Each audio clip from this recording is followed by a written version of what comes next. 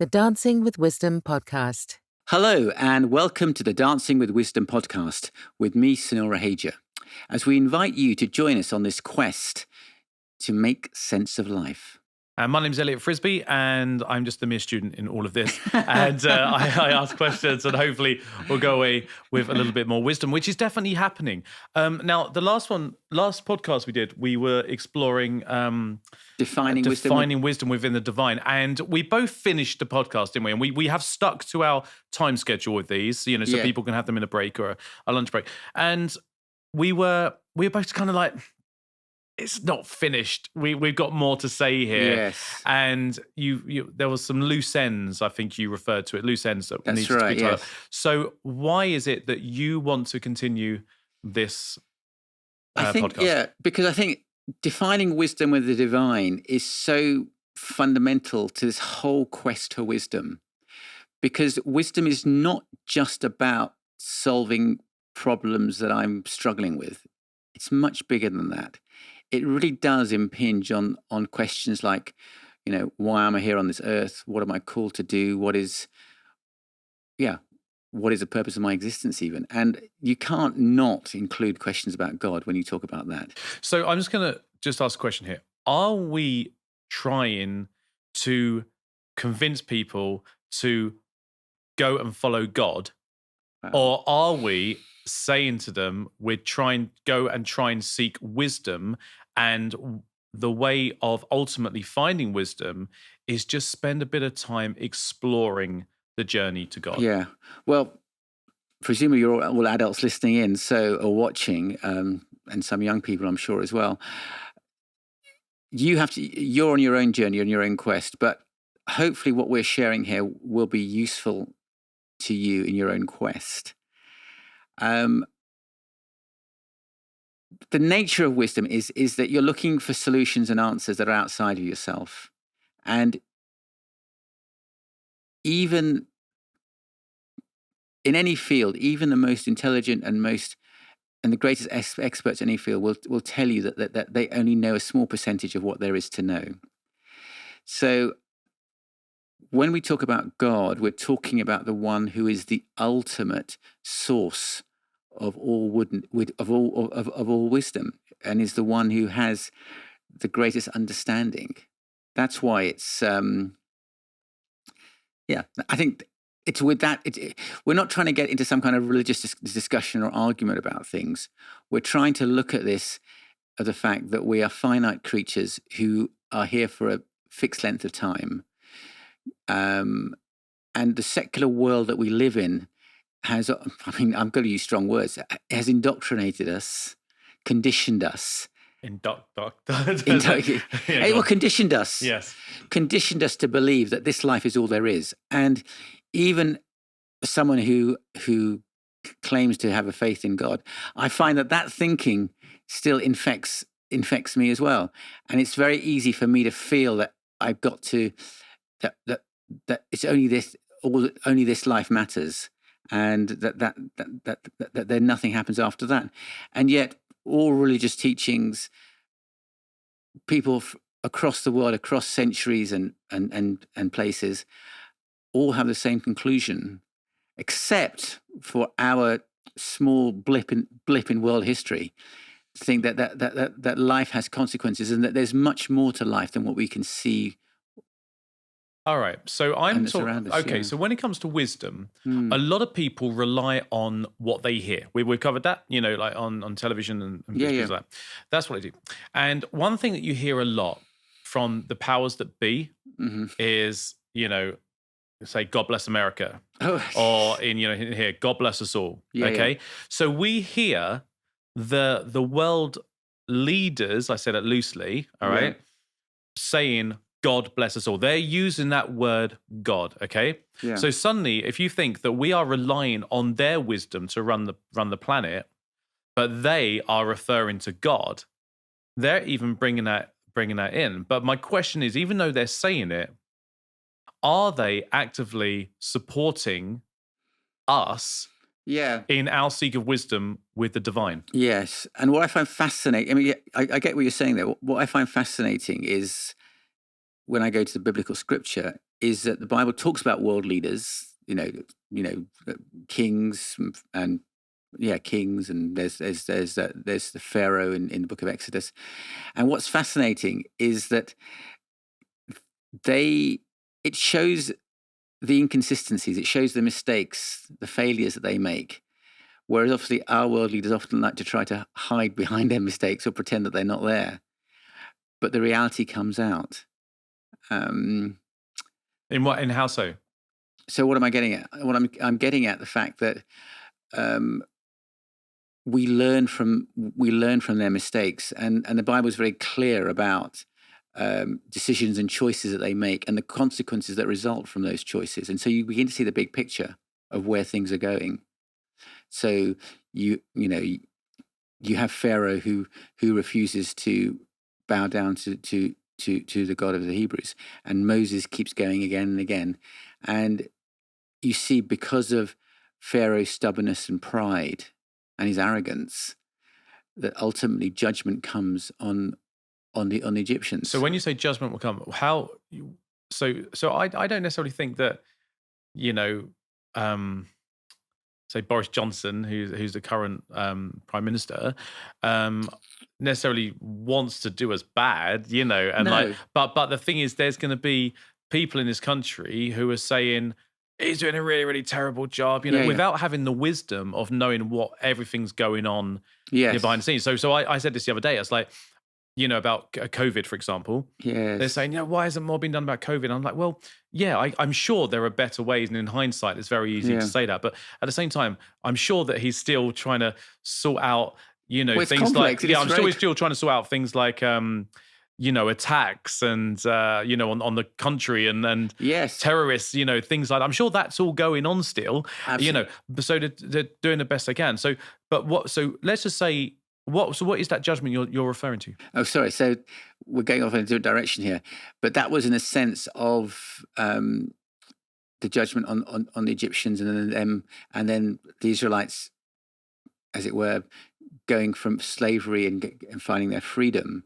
And then there were plagues, and there's the ultimate death of the firstborn. That was the judgment that was there, and ultimately, obviously, Pharaoh lost out. Basically, that's in that context.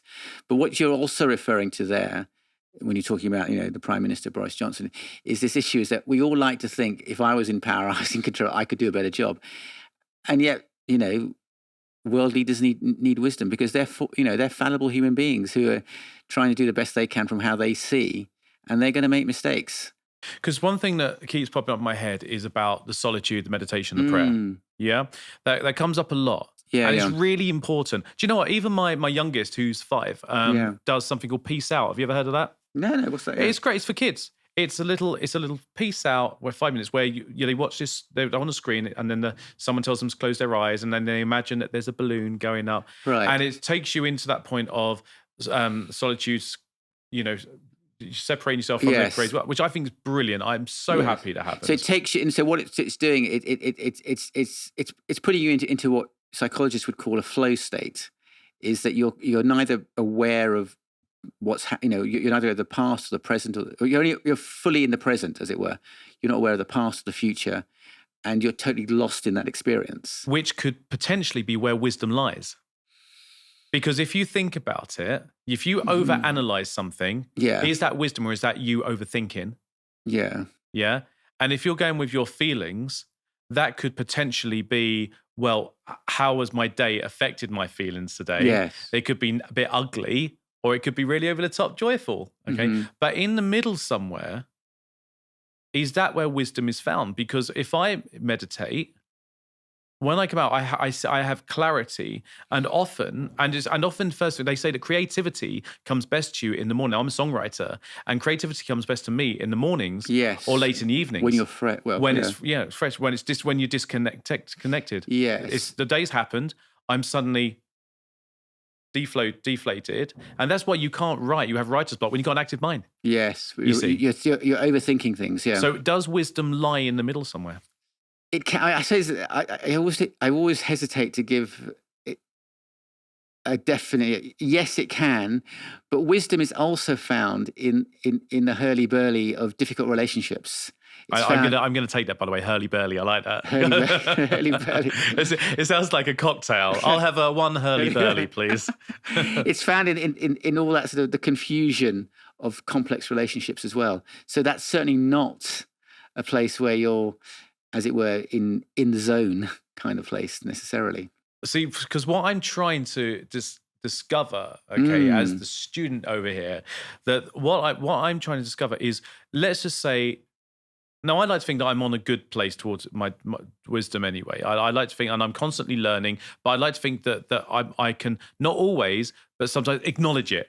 Yeah. And go, right, I'm going to hold on to that, and I like to think I try to make good decisions as best I can. Not always, never always, but where, let's just say but there needs to be a starting point.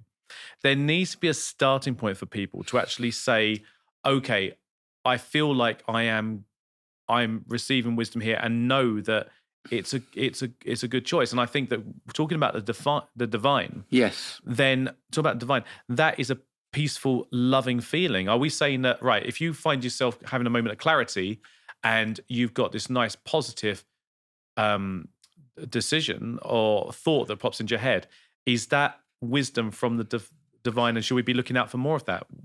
You see what I'm saying? It could certainly be part of it. The only sort of hesitation I'm giving is that feelings can be deceptive. That's all I'm saying, and just to be careful about that. That's but you see, I would personally argue that your feelings are going to be more, your first initial feeling towards something is going to be much more reliable than what your brain thinks of it.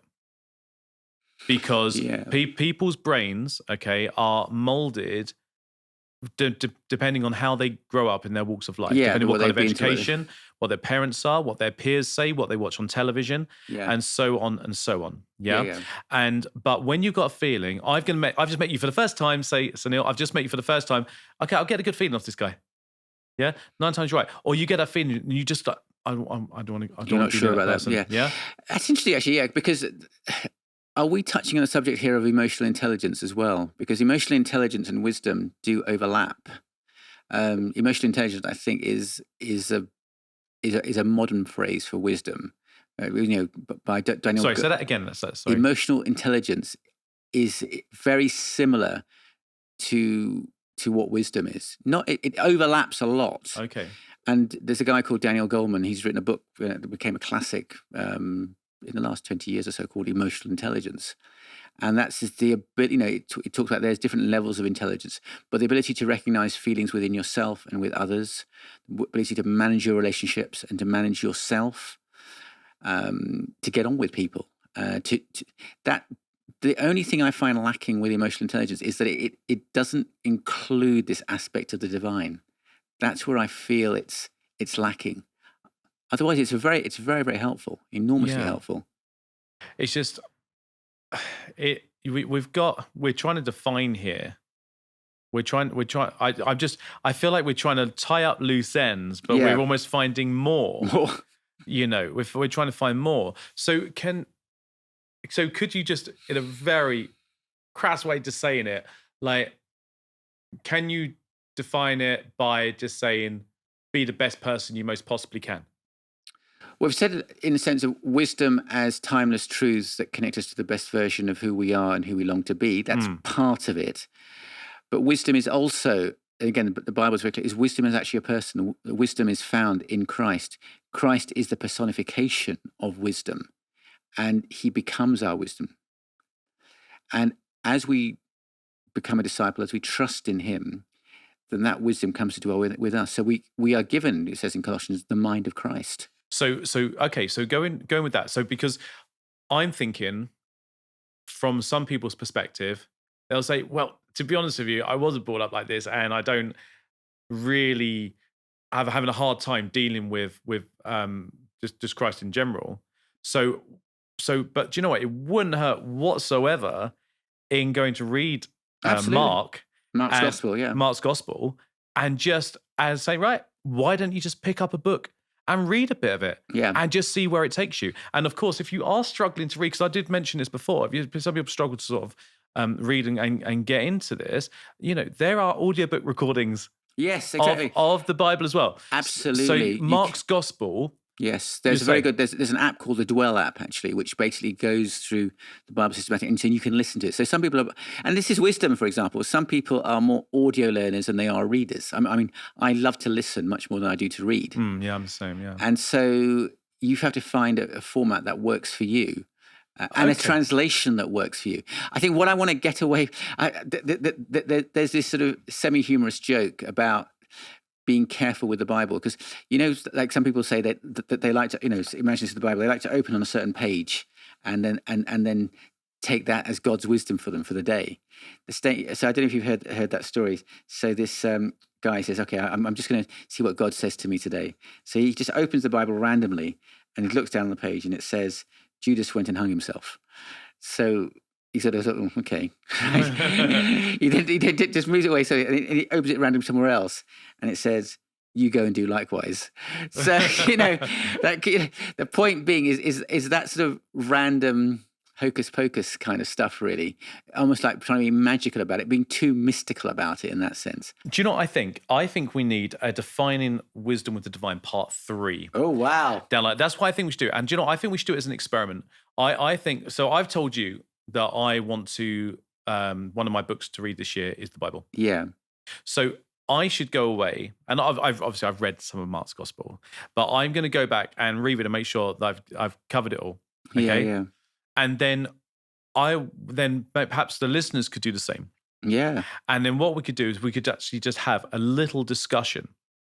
Okay. And we'll get some other people's opinions as well. And just see where as a starting point, is that a good starting point towards wisdom with the divine? Yes. Of just, even if you have a trouble with the concept of being a follower of Christ. Yeah. You could have the wisdom to have respect of at least just exploring it. So you've got the knowledge of saying, I have now made an active decision not to be, because I've read it. And I think you might just be pleasantly surprised in what you read, in the wisdom that you'll find, in the wisdom that you find, and so, because you can't make a wise decision unless you've had the wisdom of finding out. Yeah. And I think that's true, because often people dismiss, well, we're talking about the Bible here, or biblical scripture, without actually having read it themselves. They assume they know what it says. And I said, it's one of the least read bestsellers that there is. People just do not understand it. Yeah, so we should certainly do a part 3. yeah. Not that. We'll give it a bit of time. And then we'll do it. So, okay, so it's a massive one, and I think that it feels to me that wisdom approaches people in different ways, because we are different people and we have different ways of approaching things.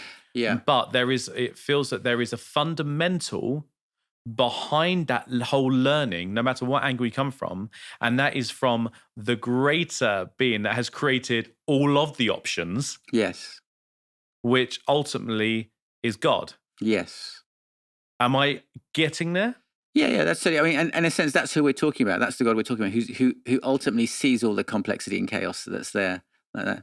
I mean, there is a whole chapter in my book defining wisdom with the divine. Where are we at here? It's about 129, isn't it? Yeah, that starts at page whatever it is. So. Yeah, 129. Yeah, and in it I go into more detail about those 3 books: Proverbs, Ecclesiastes, and Job. Because if you think of a diamond, there are different different angles that you can look at wisdom from. Is this book out yet, Sunil? It's going to be out from the 17th of March, 2021. Yeah. And will they be able to get a hardback copy? Because I've got my eyes on that, and I really want one. So it'll be out like that. Okay, so can you just read us, just to sign off it, read us a little section from, there's great subheadings here. Wisdom and human intelligence. Love that. Yes, and that's the one about about emotional intelligence there. So can you read us, there is a whole section on wisdom in the Bible. So if you do get your copy or contact Sunil about this, it's page 142. Okay, could you just read us a little something from this chapter? Yeah, I mean, what I'm thinking in a sense is about wisdom being found in Christ. And again, I'm quoting Yeah, it says the single overwhelming fact. This is. I'm quoting Eugene Peterson here. The single overwhelming fact of history is the crucifixion of Jesus Christ. There is no military battle, no geographical exploration, no scientific discovery, no literary creation, no artistic achievements, no moral heroism that compares with it. It is unique, massive, monumental, unprecedented, and unparalleled. The cross of Christ is not a small secret that may or may not get out. The cross of Christ is not a minor incident in the political history of the first century that is a nice illustration of courage. It is the center. The cross of Christ is a central fact to which all other facts subordinate. And I think this is what the point is about. This is a wisdom not as we would think. A man dying on a cross in utter humiliation with everybody deserting him becomes the central point of human history. I mean, the cross is the most recognized symbol in the world, you could argue. And yet, at the time when Christ was crucified, the cross was such a symbol of horror. Using the word cross in the original language would have been like using a 4-letter swear word. It was because it was so brutal, so horrific. It was not something that you wanted to refer to. And yet that becomes the central wisdom of the Bible, which is foolishness to everybody else. Something that's popped into my head here. I mentioned earlier on about courage to making that, taking that step. And it popped into my head that I think that some people might be afraid to explore it. Absolutely. I think there'll be some people afraid because maybe they're feeling that they may be judged, maybe the fear of being judged. But by going to say, referring to like Mark's gospel as a starting point, or something, you would understand that you are forgiven. But maybe there is a fear there. So maybe having the wisdom to just explore it. Well, there is. What do you think that's something? Well, I think it's huge because another podcast. Yeah. But what it means as well, you see, and you're onto something there, because the subject of God, and that's in a sense what makes the Bible so controversial, is it isn't something that's just intellectual. It actually has a calling on me and on my life, and it means that I have to change. And the reality is, often I don't want to change. I mean, I always remember a fascinating conversation I had about, it's a long time ago now, 10, 15 years ago, with somebody who was very interested in reading the Bible. And we had interesting conversations like we're having now. And then one day he suddenly changed. He became very antagonistic. And he started saying to me, you can't believe the Bible. Science has disproved it. All these things which were never issues before. And it was quite sort of hostile towards me. And I had a good enough relationship with him to challenge him. And I sort of challenged him. I said, what's happened? Something's changed. Because initially you were very interested, you wanted to read it, and now you're becoming very hostile towards me. And I always remember the answer because it brought such clarity. And I commend him for his honesty. He said, well, actually there is. He said, I'm actually engaged in a lot of pornography and I'm enjoying it. And I know that if I carry on reading the Bible, I'm going to have to stop. And I don't want to. So I said, well, okay, you at least you're being honest with me about that. Because as he was reading it, the wisdom of the scripture was challenging his own wisdom. Yeah. But there's the issue behind that on what's the escapism to be doing that in the first place. Yeah. I mean, in a sense, so there's another issue there. Yeah, as well. Enough issue behind. Yes. Because I would ask, so the question I would have asked, you may have done it, well, the question I would have asked is, but would you like to continue reading the Bible? Yeah. And do you want to continue? And if the answer is, well, yeah, I would love to, then, perhaps deal with your issue that's stopping you to go to the that's Bible. right. I said. But what was interesting was that he really did not want to engage, and he became actually quite hostile. Oh, wow. Because I think it was getting too close for comfort. And so we need to be wise to make the right decisions. Yeah, we need God's grace is what we need. Okay, well, let's wrap it up there. That's part 2. Wow. So defining wisdom with the divine, part 2, as you said, is we've in a sense, we're directing people to is it chapter 7? I think it's chapter 7. Sorry, let me just quickly check. Page 129. What, page 129? Yes, chapter 7. That really explores this in much more depth. So I would commend that to you. But the key thing is that you cannot make sense of this finite world without an infinite reference point. And I think the one who epitomizes that best of all, gives us the essence of wisdom, is Christ himself. Great. Well, let us know your thoughts. Leave your comments below if you're watching on YouTube. And of course, get in touch with us directly. And if you're watching a podcast, if you're listening to the podcast, if you're watching if you're watching audio, please do leave a nice, exactly. Please do leave, unless you do what I do for a living, please do leave a nice 5-star review and share it with your friends. And how can you get hold? So drsunil.com is the website. drsunil.com for questions and comments. Perfect. And you can fire your questions over there, and you can get hold of me, Elliott Frisby, elliott@monkeynutuk.com, and the Monkey Nut Audiobook Instagram and Facebook post. So Sunil, until part 3 down the line. Down the line. I'll speak to you soon. Thank you. Thank you. You've been listening to the Dancing with Wisdom podcast, presented by Sunil Rahija and Elliott Frisby. For details on the Dancing with Wisdom book and its accompanying workbook, please visit drsunil.com. If you know someone who would enjoy this podcast, then please share it, give it a thumbs up on YouTube, and help it to grow by giving it a nice review. Life's challenges can diminish, define, or develop you. Which one will it be? Make sure you hunger for the wise one. The choice is yours.